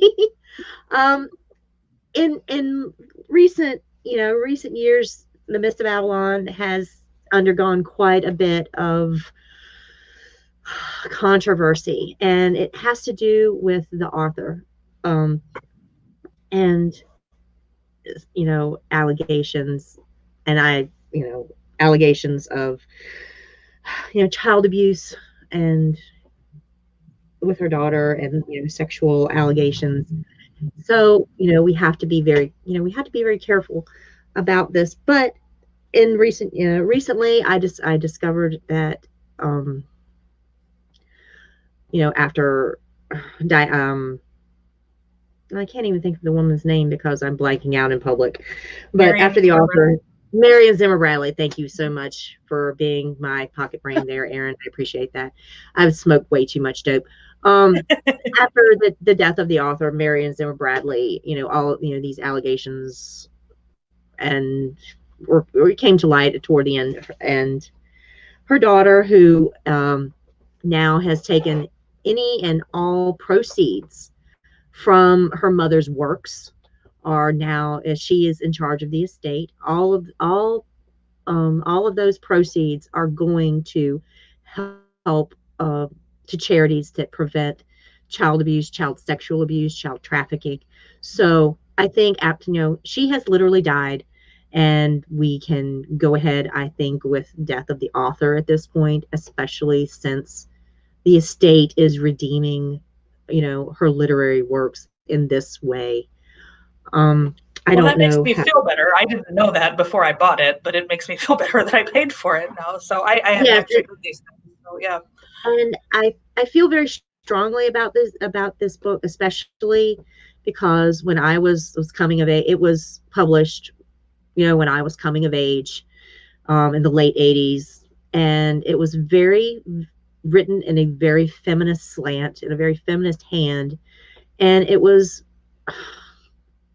instrumental in kind of molding my way of thinking and seeing mythology and fiction interwoven in a different way. And, I, being a survivor of childhood sexual abuse, um, and knowing that, it's like knowing the whole story. It's like, oh my goodness, this really, really devastated me when I found this out. Um, but knowing that her daughter is doing this, and sort of it redeems it in a way. Mm-hmm. So I very much am hoping that we can open a discussion again on this series of books, especially the inaugural book, The Mists of Avalon. It was so beloved, so well written, and it's just one of those. It's the third cornerstone for me. Like, we have um we have Tolkien, we Mm-hmm. have Gurm, but I had also had MZB, and that was like my third corner. That was, my feminist corner that I derived from, and I'm just kind of happy that I'm able to embrace that again, to Mm-hmm. appreciate the writing for what it is, without you know having a lot of the baggage that was coming along with it. So Mm-hmm. it's very good that I think we're going to be able to take this book up again very soon. I would happily love to have a book club, or a reading, or a reread cast with this, and discuss it, because there are so many wonderful things to discuss. And Amy in the chat's also firing up there about Ursula K. Le Guin, for those who have read the Wizard of Earthsea. Yes, Amy, as of right now, I am currently reading that. I didn't So like it. I'm sorry. you didn't like it? Well, I'm on the first book, so we'll see. I thought it came well recommended. So, I and sorry. This is only like slightly matched in shame by like the fact that I've never seen Monty Python and the Holy Grail. Like this is like the shame stream for me. I'm like, you guys, I'm sorry. I don't like the Wizard of Earthsea, and I haven't seen Monty Python and the Holy Grail. Please don't kick me out of the Slack. So yeah, yeah. I think we're going to be able to forgive you, but also at the same time, you have just committed yourself to a movie night, because we have got to remedy that. I mean, You may not have seen it before, but by gods, you are going to see it now. I know all of the popular cultural references to it. Like I know the quote you're talking about, and I know that this the Fair. father's cult of elderberries and all that kind of stuff. Like I know all of the Monty Python like cultural references. I just have not actually seen the movie. So You just got to sit yeah, down and see it all strung together one time, Erin, just once. yeah, I yeah. mean, grab a bottle of, wine of your choice, which is going to be, of course, something that I've made, and pop yourself some popcorn, kick back, and just just appreciate the zaniness. It is just British humor. I Yeah, mean, it's divine. It's yeah, just fun. It's aged well. So we'll have to do yeah, that. yeah. We'll figure it out. So We'll figure it uh, out. Amy is not going to let you go without seeing this I know. forever. Sorry. So yeah. Um. So yeah. But Oh, anyway. Anyway, you were talking about Cursed. You liked Cursed. You didn't like Cursed. well, I did watch it. There were things that I liked. Let's see, we had Catherine Langford. I mean, what's not to like there? She's absolutely gorge. Beautiful, beautiful young lady. And it was written from, of course, young Nimue, from her point of view. And it's this intersection that we've been talking about of the magical world and the you know, Catholic Church, or a very militant branch of the Catholic Church, shall we say, that Are there is, non-militant ones? maybe there might be. There might be some, pacifist little monks sitting in their little cell, just, feeding the animals and being, healing the That's sick and fair. feeding the poor. I mean, they're out there. I don't want to knock all, I cannot knock all Christians, because it's not, I don't think, quote unquote Christianity that's bad. It's the people and No. how they apply it that I'm is only bad. And teasing. I don't think Christianity is bad either. Although again, it's pretty shitty to women. So the way it's applied is generally pretty shitty to women. Yeah, we'll talk about Mary Magdalene one day too. yeah, We'll get that out there. Yeah, yeah. yeah. The Magdalene had like a bad rap. Um, yeah. So Magdalene was framed. Yeah. she was definitely framed, definitely framed. Yeah, and so it portrays the magical world coming in conflict with this rational Christian patriarchy stamping its boot heel down on these people, the fairy world. So I Mm-hmm. mean, from that, it was on Netflix, so you have to kind of take that into consideration as well. It's worth a watch. um it wasn't the best thing I've ever seen. It wasn't the worst thing that I've ever seen. It was a Netflix thing. So there was that. But then we had she was also in, you said the TV, you watched the TV series Merlin. Mm-hmm. We Yeah. had the lady also in there, portrayed by Michelle Ryan. So she's there. Sometimes she's in the background. She comes into the Mm-hmm. foreground, like you say, when it's time to change the plot, or throw a MacGuffin out there, or what have you. She kind of is a MacGuffin. She's kind of a Yeah. magical MacGuffin that kind of gets things started. Hi, I'm the Lady of the Lake. Tosses sword. Yeah. You'll be Yeah. king. Or Let me just throw this hi, bomb into the middle of everybody. Yeah, for sure. hi, I'm the Lady of the Lake. You have lost your honor, and you must go on this quest to redeem yourself. Yeah. You know, She's shaking things up. she's shaking things up. She's a mover and a Mm-hmm. shaker. So, and of Yeah. course, I mentioned earlier about Angelica Houston had played the so incomparable Vivienne, the character from The Mists of Avalon. Oh my gosh. Vivienne is one of my favorite, I think, literary characters of all times. I just love her. I love how she's written. I just love her. I mean, she's powerful, she's magical, she's reserved. She's she has gravitas, I think, is the word that I'm reaching for. She plays this very, this powerful female priestess, and of these, the magical island of Avalon. And Mm-hmm. she kind of is, in a way, plays all of the roles of, the mother goddess. She is both Mm-hmm. the maiden and the mother and the crone all at the same time. And you see her in all of these roles and the training of the priestesses. She's just this very mystical, magical mom that we all wish we had. She gives good advice, and you may or may not necessarily take it. But if you take it, She's great. also If you like don't take from like where I am in the books too, though. Like I do, she is in danger of sort of viewing her own will as that of the goddess as well. So like yeah, I like that complication, you know. Like I'm not very far into this, you guys. I really am probably, again, I'm reading my Kindle and I'm well, probably only like 15% in on my Kindle. It's a huge book, but like it does seem like there's not really a protagonist, or it seems like there's just a lot of like real ass women who have their strengths and their weaknesses, and they're complicated, and yeah, they're interesting, you know. So yeah. exactly. They're neither quote Madonnas or Magdalens, so to speak. Mm-hmm. They're just really written very real.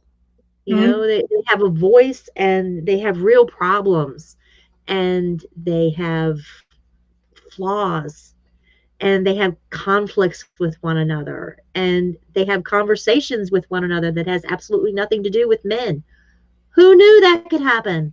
Uh, In fact, there are a lot of times not to do with men. So yeah. lots of times. And there's mentorship, and there's treachery, and there's politics, and there's just all of these things. And it's really, I recommend. I mean, if you haven't read it, read it. There, you have no excuse not to now, because I've lifted the burden of that from you. Unless you Yeah. don't like big books. Ugh, Yeah. I like A mean, Song of who Ice and does? Fire. Like, if you don't like big books, just leave now. I'm sorry. So yeah. Yeah, if you don't like big books, we like big books, and I cannot lie. That's right. I cannot lie. I It's cannot so lie. true. Oh yeah.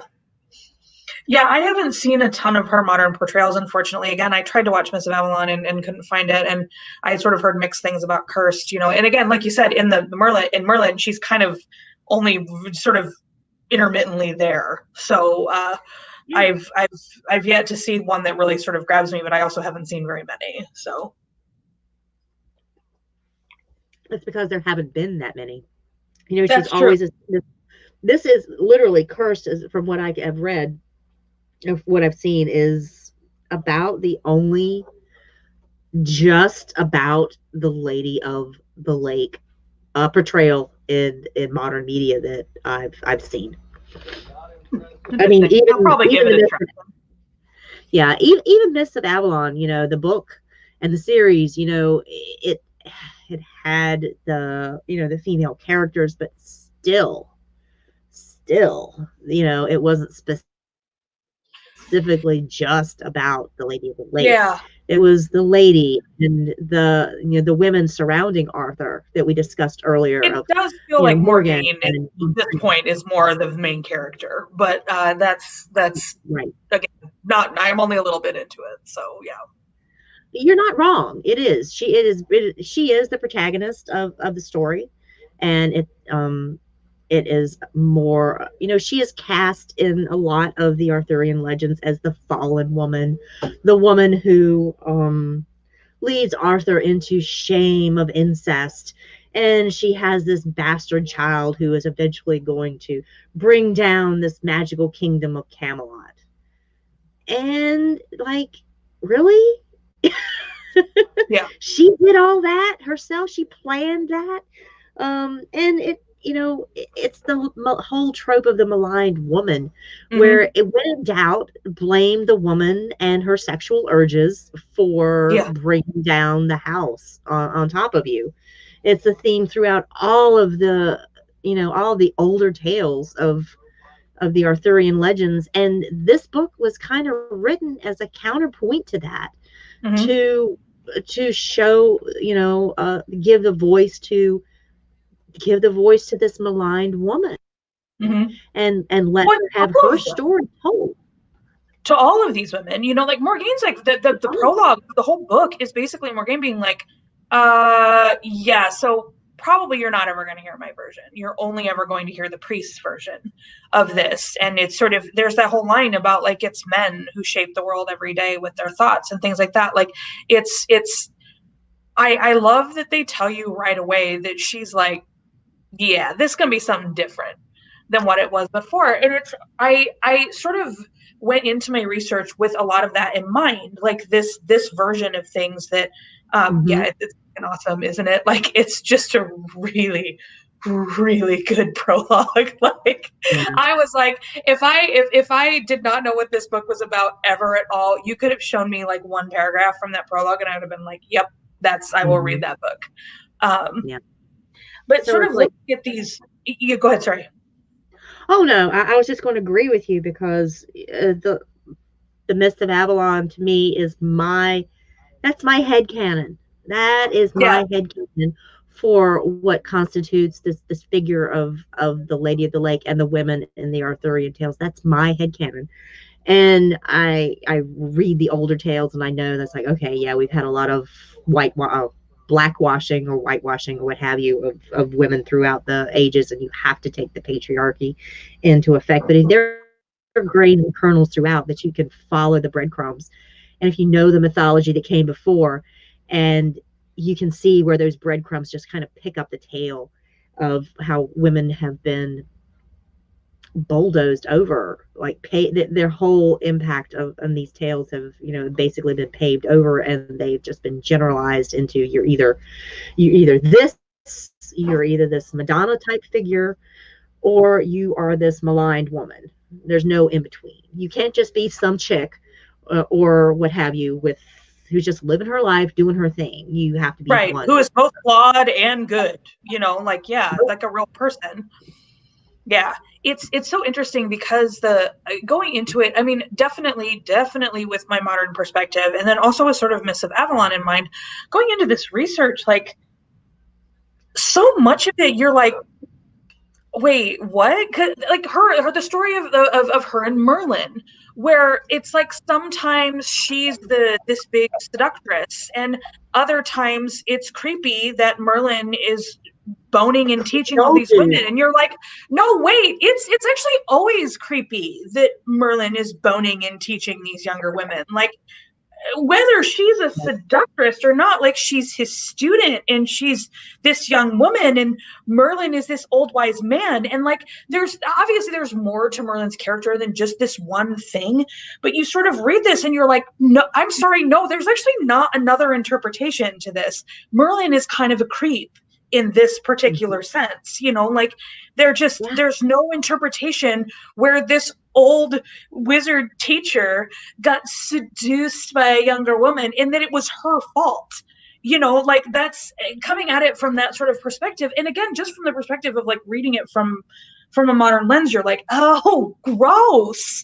Like, it's not ever like, Oh yeah, no, seductress, like she really screwed up here. Instead, that just like, is, I mean, ew, don't bone your students. So yeah, I mean, it's some really creepy stuff. Like, he's basically expecting, peddling his knowledge for sexual favors. yeah, and a lot of it definitely is. Dangling his spirit, so to speak. Hey, I'll teach you the secrets of the universe. You just gotta kind of, make Yeah, little Merlin wand happy. You know? right, right. And that's why like my favorite portrayal is like the one where she puts a magic spell on her groin so that so she can't be raped. It's like a magical chastity belt. And I am like, fuck yes, queen. If I had magic, like, you know what I mean? It's like, and I was studying with an old creep, like, that would be the first thing I would use the magic for, is to be like, no access without permission. To quote Lulu Dallas, never without my permission. Like, and so it's just, I love that anyone thought to give her any recourse to this sort of thing, like, and There I are a mean, the lot of magical different. chastity belt is freaking outstanding, you Yeah, know. And to you, and then the way that she uses, like, old dude teaching me magic. Guess what? I got a spell for you. Let me yeah, just show you this. It's like, oh, yeah, uh, right. Yeah, yeah, not getting that.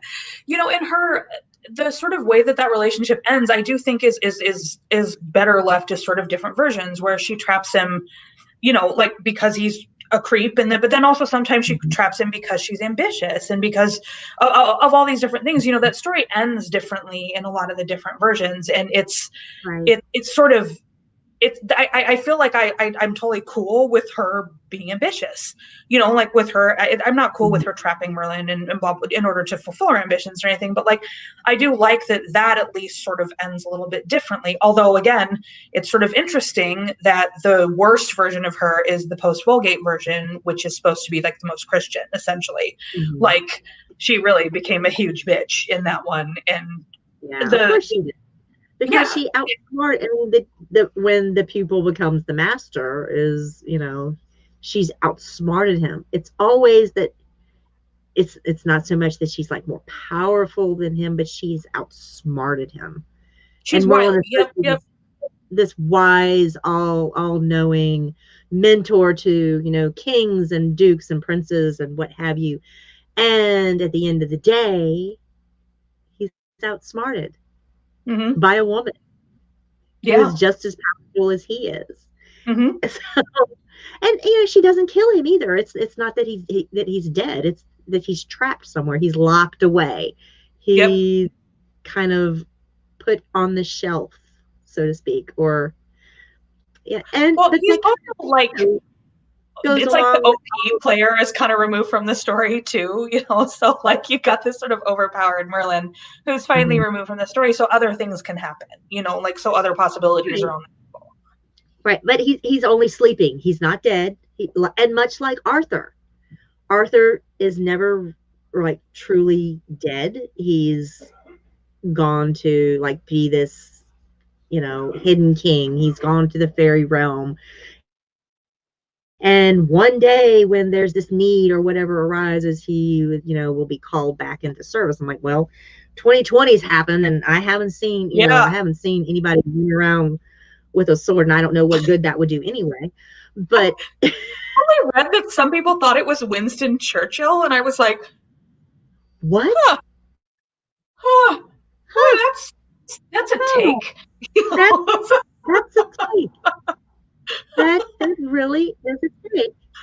Yeah. Micah oh no, it's Anna. Anna brings up a point about Merlin. Yeah, Merlin is half demon, and that should be a red flag. We'll get to Merlin hopefully one day because there is a lot to unpack there. Um, Yeah. And but I John have to will be bring you. free to rebut my slanderous claims of Merlin here. So yeah, but Yeah, and oh yeah, Merlin did play an appearance in Cursed. He was portrayed as well, and I'm not sure what the actor's name is. I'm quickly googling it, but it was the actor who played Floki on Vikings. oh okay, Was I don't watch such. I've seen like 2 episodes. No wait, I've seen 2 episodes of Last Kingdom. Sorry, no, I've seen a lot Yeah, of the Last Kingdom. Sorry. Anyway, I forget now what I've watched. So right, but yes, the actor who portrayed Merlin in the Cursed. I would say it was season one. I don't know if there'll ever be a season two because Netflix. Gustav Skarsgård, ooh, one of another the Skarsgård, eh? another Skarsgård. How many of them are A there? lot. There's a lot. I mean, Yeah, and then is that the only acting family that's ever come out of that area of the yeah, world? I don't know. They're all they Skarsgårds, are and they're all all pretty hot great. though. Yeah, Yeah, they're all Skarsgårds, and they're all great. And I've really liked everything that they've been in. So yeah, yeah, one of the three brothers. Thank you, Jolie. The Skarsgårds. yeah. Skarsgård. Um, but yeah, so like, and also in addition to that, like the chastity belt thing, like the you go to like the post gate where she sucks, and then Thomas Mallory comes out, and like in the Death of Arthur, she traps him in the tree because he won't leave her alone. Like he's like stalking her, and so she's like, I'm gonna trap you in this fucking tree. And like once again, what an excellent use of magic. Like what a great use of magic to Dude, trap your stalker in a tree. it's kind of It's like, really, it's really kind of good. like it's kind of like, you know, the Merlin was seen as like this druidic type figure, from the ages past, and the druids are so connected to the trees and worshiping the trees, and to have him, entrapped within a tree, which is kind of like the symbol of their power, I think is just like phenomenal there. Yeah. Great use of magic, very fitting poetic justice, shall Yeah. we say? Yeah. It is poetic justice. That's true. So In yeah. other instances, he's seen as he's confined into a cave, kind of Yeah. going Or back like into sometimes that. a glass tower. Like there's all kinds of different things he's trapped in, but you're right, the tree is the best. So The tree is the best. The cave is more like going back into the womb, so to speak, the magical crystal cave true. of, Very you true. know, so, there is that. And, to come back again, and he's only sleeping and he can come back again, just like Arthur can come back again. But Mm-hmm. the Lady of the Lake is always here. She never left. Yeah. She is there. He She's is here. always down in that lake. So yeah. Yeah, she's always down in that lake, just hanging out. Or, lobbing Loving scimitars, or, swords. yeah, Yeah. just If so she's so toss inclined. a So. coin, toss a coin to your witch in the lake. Toss a coin to your fairy woman down there. So yeah, and I do tend to I love fairy is like my favorite like fantasy realm. I love like old Celtic legends. I love the Otherworld and the Tuatha De Danann and the She and things like that. That's like my favorite realm. So I do tend to favor interpretations where she is more of a fairy and a sort of a witch and things like that versus again in like Death of Arthur. She's sort of there's let's see, it is there's a lady of the lake who the one who gives Excalibur in that version is beheaded. But then Yeah. Nimue comes up, and then she is the one who sort of ends up helping everybody a lot. And I think she cures Lancelot's madness in one of the versions. I don't remember if it's the Vulgate version or the Death of Arthur, but she's sort of generally more helpful. But there are two of them in that version essentially, and I obviously personally I like the more magical ones. So Right. I think the one that you're speaking of is okay. So when the Lady of the Lake gives Arthur Excalibur, she says, I give this to you, but I ask a boon of my choice to be given at my time. I can ask anything of you, and you must agree. So there's kind of like that quid pro quo there. So when she comes back later in the story, it's with this other, she's asking for one of Arthur's knight's heads because he's killed a member of her family. And it's this particular mm-hmm. knight that is given the two swords.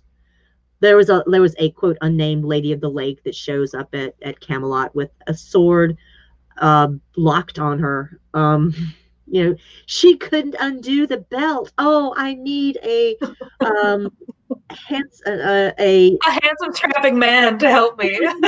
man help me. But this thing, it's like unlocking the key there. With he had to be like the most, I don't know what it was, whatever he was, like Arthur was the king, he was like the most virtuous or the most chivalrous knight or what have you. So yeah, he's able to unlock it. But she's like, thank you, Sir Knight, but may I have my sword back now? Because she was responsible for that sword. And he's like, no, I think I'm gonna keep it. And she's like, but I didn't give it to you. And he's like, I'm gonna lop your head off. So yeah. And then Yeah. Vivienne comes in, Vivienne Nimue, the Lady of the Lake, comes in later and says, hey, Artie, that favor you said you owed me. Yeah, that was my sister, your knight just lopped the head off of, so I will be needing his head. And Arthur refuses. So he backs out of the deal, and she's like, oh, How but chivalric of him. how chivalric of it. And he also had tried to help the Grail, the lady of the lake with her, he could not. So he was unworthy at that time. He had already committed, different sins, betrayals, or what have you. And here's this betrayal, the betrayal of the being that has bestowed the sovereignty of the land upon him. That one thing that she asked of him, he said, you cannot refuse no matter what it is. And he agreed, and he refuses her. So, and that is the utter betrayal of his right to rule, because Mm-hmm. he has backed out of the deal that they had. Arthur is bad, y'all. He was not a great king. Well, He's and he was always also fighting. He was kind of a surrounded by good his fighter. sword. He was mean. Yeah, there's no I real mean, like he did all this good shit for the kingdom. It's more like he kind of made a bunch of he people around him be chased, and then he was a good fighter. Oh, okay. but was he? I mean, the secret was actually in the scabbard. It wasn't so much the sword. Yeah, like at Arthur's first battle, Merlin advised him, like, look, you can't pull out the sword until you absolutely have to, because it's this powerful thing and what have you. You have to, like, battle has to be going like badly for you. You have to, it has to be like the only choice you have. So it's like, when do you use this power? It's like, it's not like your everyday twanger. You only pull it out for special occasions.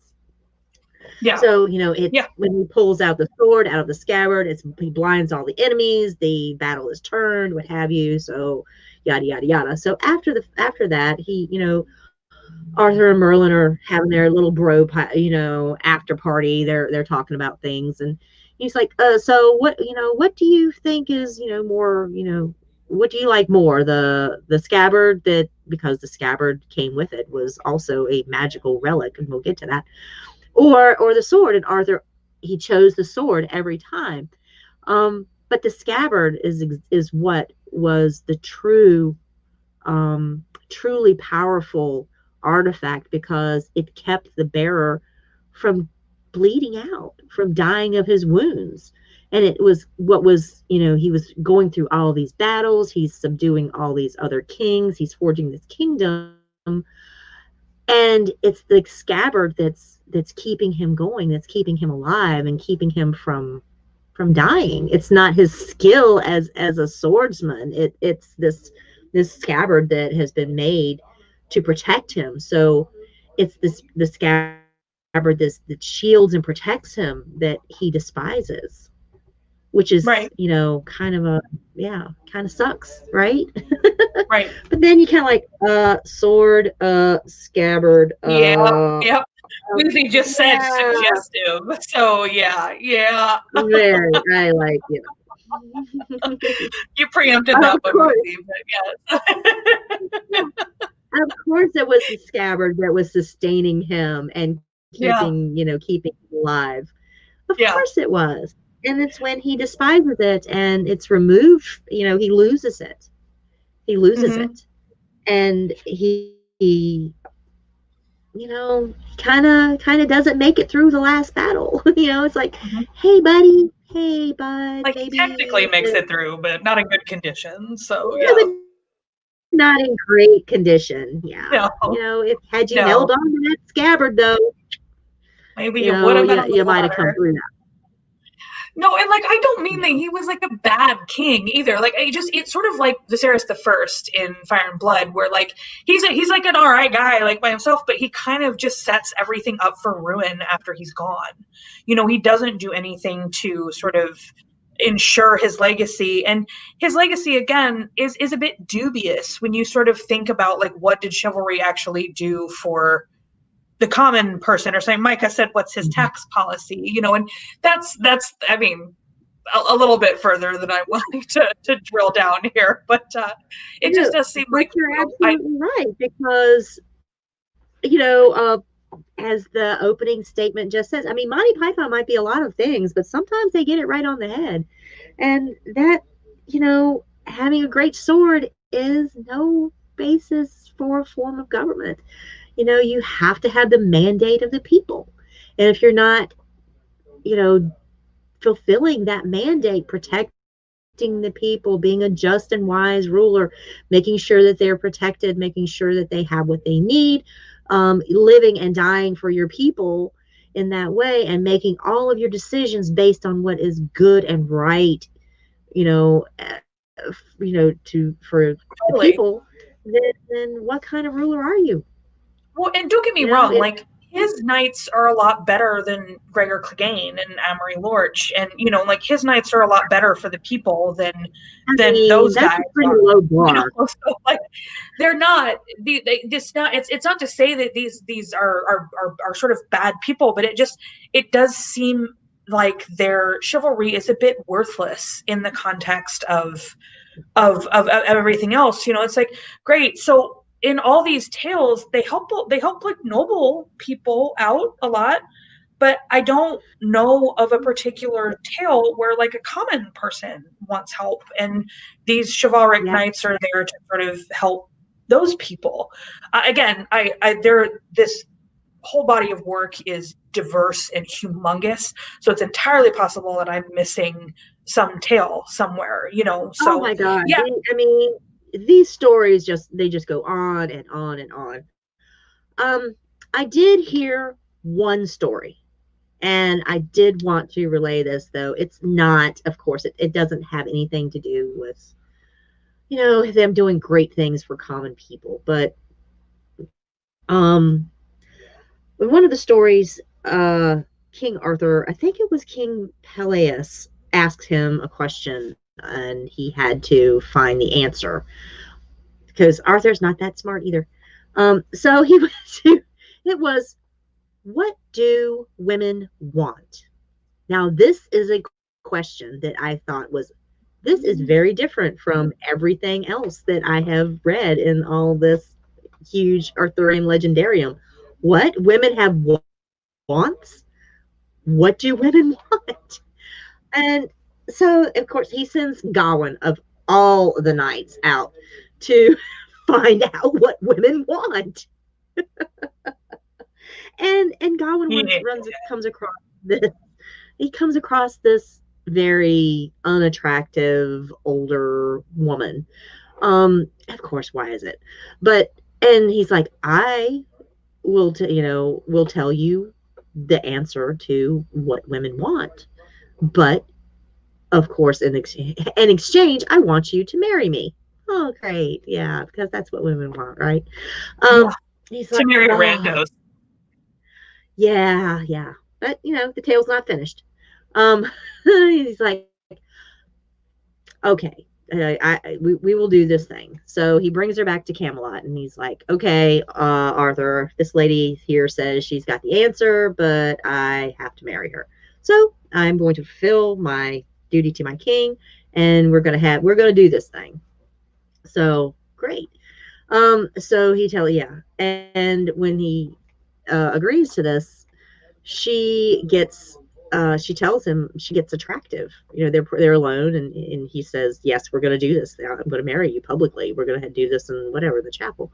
And then she becomes this very attractive young woman, and she says, because of your honor or whatever, and fulfilling this despite what my appearance, I am able to appear this way. The curse has been lifted. I am able to appear this way, but only for 12 hours, half of the day.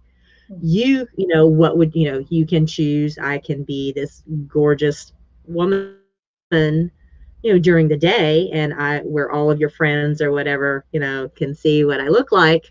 And at night, I will revert back to my other form, or vice versa.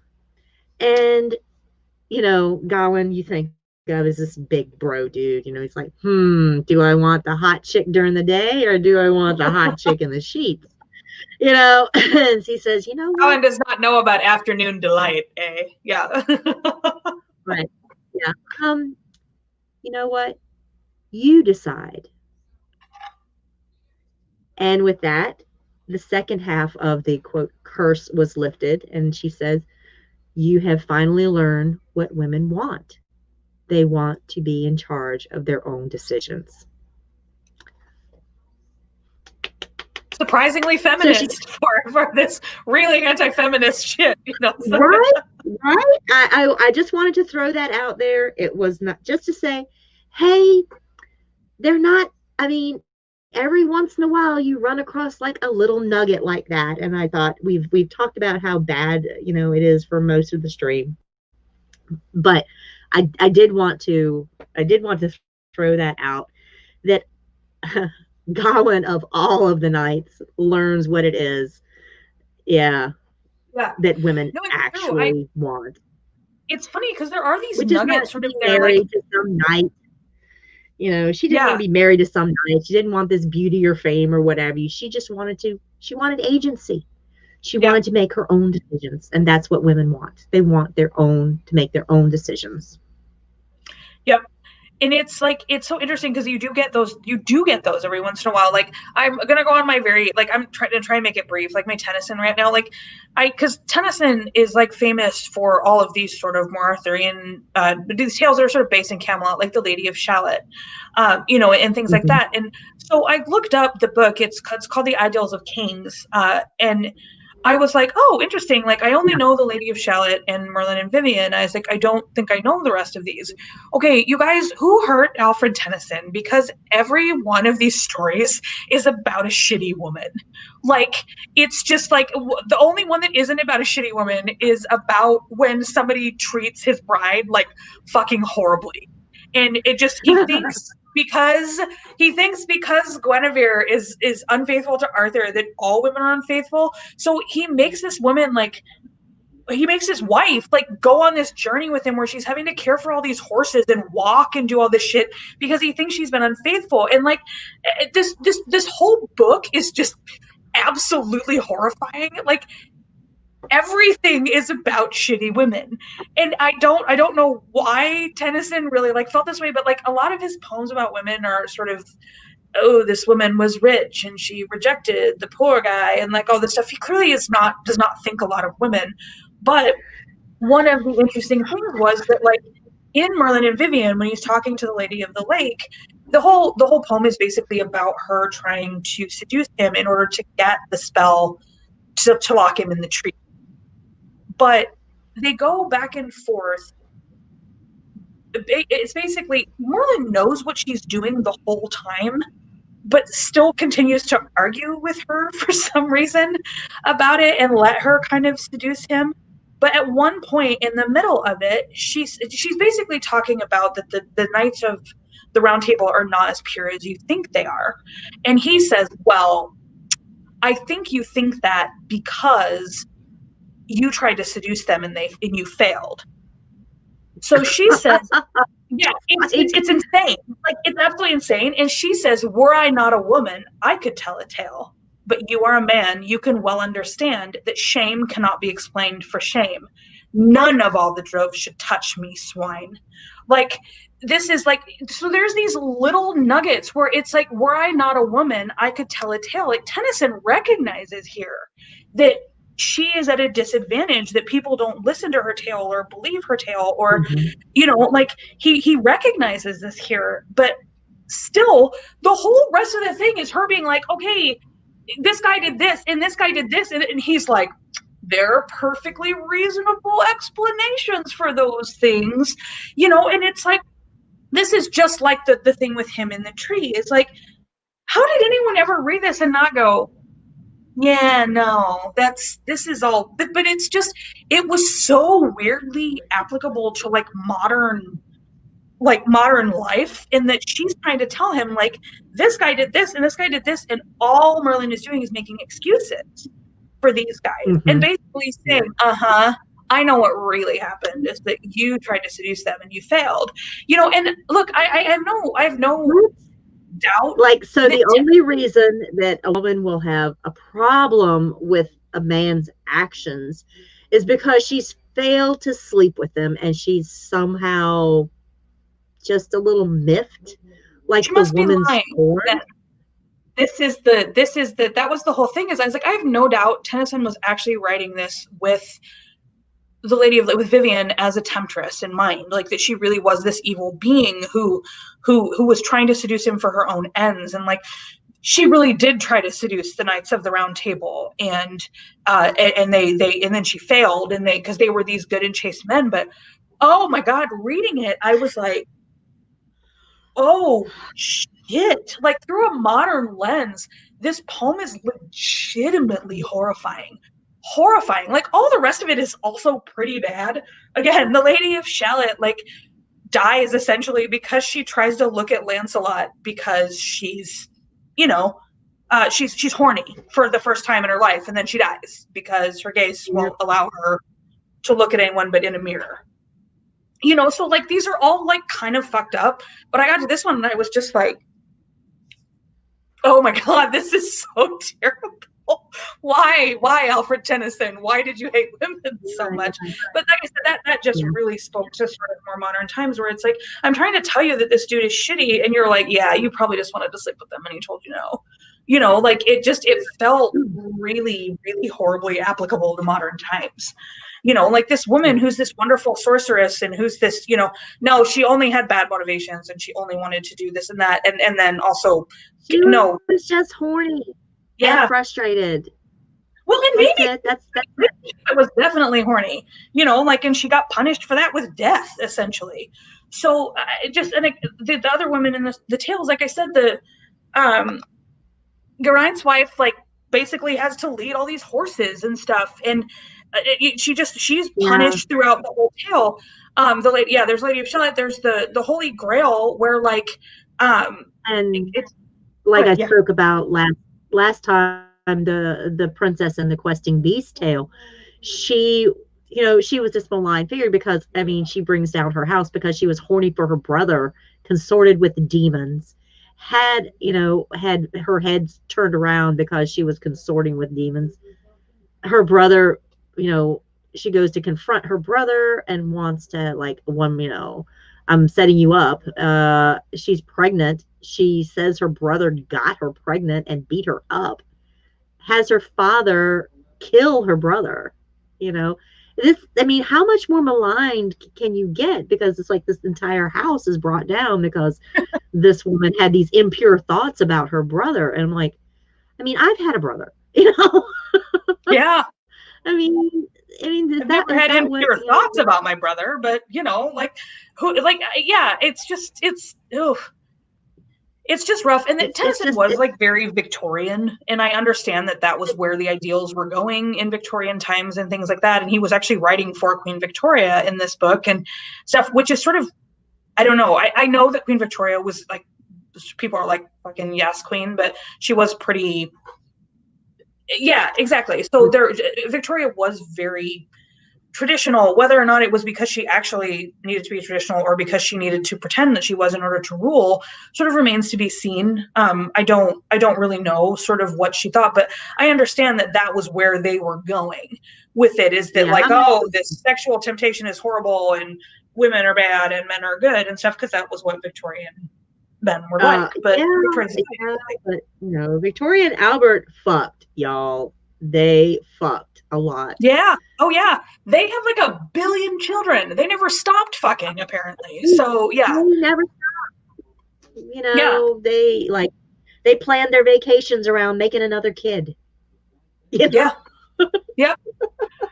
This whole book is just like, great and beautiful Queen Victoria. Here's a book about women being shitty and men being great. And I was like, yowza. Yeah, so all of Victoria and Albert's, progressions were all about, okay, where are we going to make our next kid at? Let's go get horned up somewhere. Like, let's go to the Cotswolds. Let's go down to Bristol or Brighton.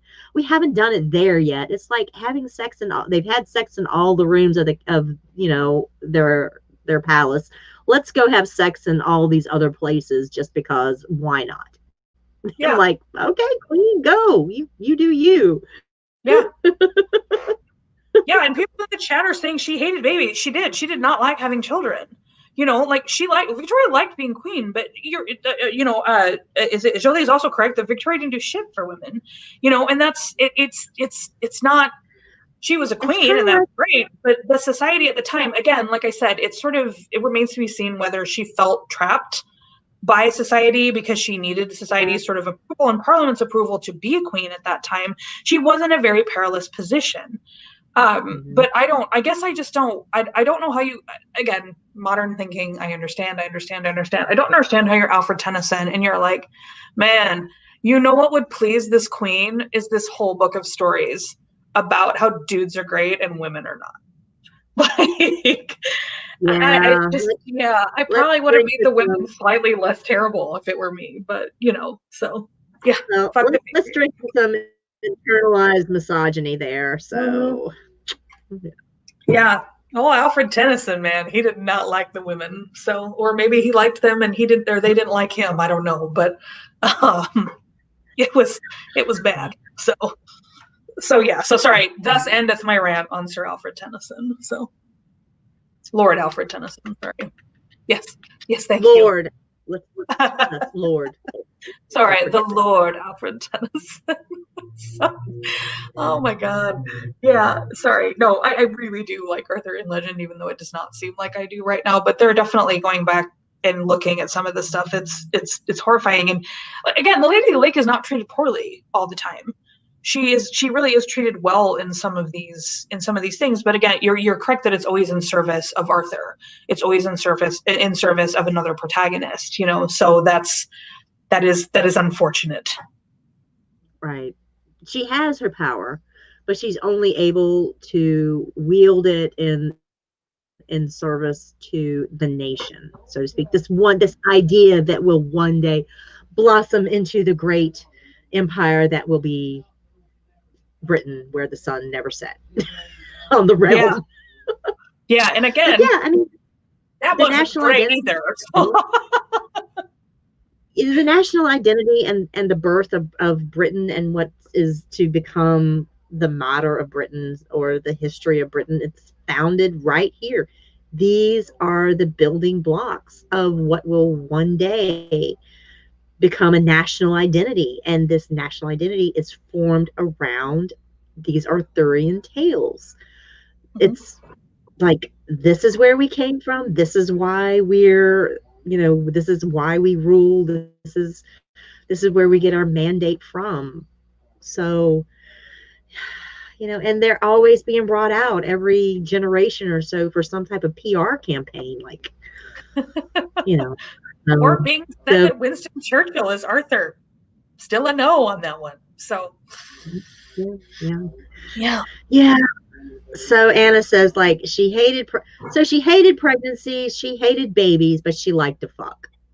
Well, a lot of women hate pregnancy too, though. It kind of depends on your experience of pregnancy, I think. So, I imagine Victorian pregnancy was not great.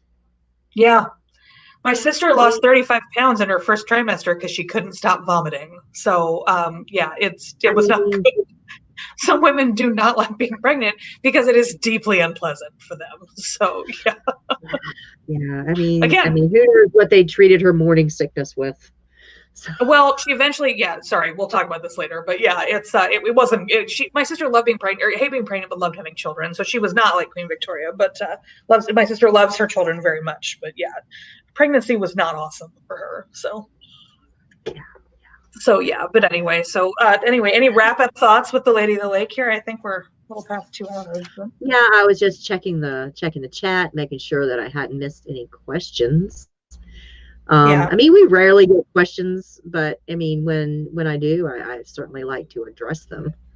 Yes, if anyone has any questions, we would be happy to talk about them. But, happy to go off about something ridiculous. Yeah, like magical chastity belts. So that is like, between magical chastity belts, what women want, Merlin being stuck in a tree. Yeah, I mean, these are these are like the highlights of the story, in my opinion. So, yeah, she's a very interesting, sort of widespread character, and it's hard to nail down sort of what came first or what came after, but it's fairly easy to sort of see where they were going with her in some of these versions. So. Yeah, they do all have that same common theme of, kind of the power behind the throne. Yeah. Yeah. Yeah, like you said, The hidden queen. Yeah, sure. The hidden queen and the revealed king. Like, yeah, Arthur was married to Guinevere, but he kind of had his obligations to the Lady of the Lake too. Mm-hmm. Yeah. So, yeah, happy little poly group. Yes, indeed. All right. Well, I think that's going to wrap it up. I've had fun. I'm Yes. so happy, Erin, that you were able to come on and talk about these things with me. We share both a deep, abiding love of all the Celtic mythology and stories, and I would love to have you back. We're going to talk about some more stuff Let's again. say, let's do one Hopefully, on Morgan. I'm Morgan the Fae. I would love oh yeah, that. yeah. I'm already penciling things in. Maybe we'll do a discussion on the Mists of Avalon once you've Yeah. finally Once I'm once you finished, finish yes, it. definitely. Yeah, because man, there is so much to unpack there. So Definitely. much to unpack. People, if you have not read The Mists of Avalon, go pick up a copy. It's like what? It's on Amazon. It's still on Amazon. It's still in print. Just go pick yourself up a copy. Um, oh God, the cover is so beautiful. I love that. I love that cover. Anyway, go pick up a copy. We're going to talk about it in a future episode. Going to have Erin back on to talk about things. Going to talk about. I'm going to have Amy on. We're going to talk about Bleep the Patriarchy, or episode 1, Veep the Patriarchy. That's coming up in 2 weeks. Let's see. I love it so much. I couldn't love it more. Veep the Patriarch. Behave yourself in all of Erin's chats, or she will just ban you forever, and you will never get to see another Joe Magician stream. Very happy fan finger. So yeah, she has unlimited power. You do indeed. So. And eventually, I'm going to have John Webster on. We're going to talk about the counterpoint to the Lady of the Lake, which is going to be great. That'll be all about Merlin and the magician, the archetype of the magician figure.